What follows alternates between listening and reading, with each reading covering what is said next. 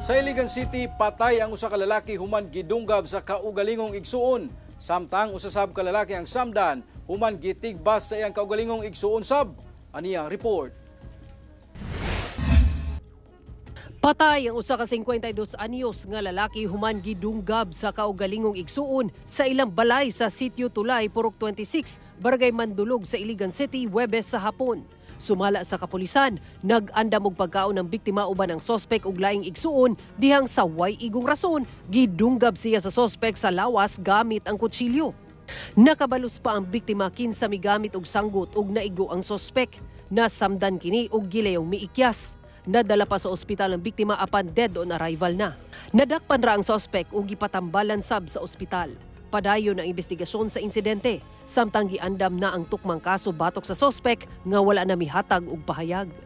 Samtang arestado ang usa ka 22 anyos nga lalaki human gitigbas ang kaugalingong igsuon atol sa ilang panaglalis sa Purok 6 Barangay Tambakan sa Iligan City pasado alas 8 Miyerkules sa gabi.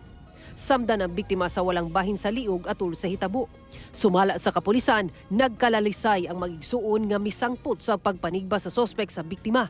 Gilay miikyas ang sospek samtang gidala sa ospital ang biktima nga ana-ana sa maing kahimtang karon. Hinuon nadakpan ang sospek kinaugmaan sa usa ka computer shop dihang gireport siyang ian ang gikahimutangan niini ngadto sa barangay. Ginaandam na ang tukmang kasong ipasakop batok sa sospek nga wala na mihatag og pahayag.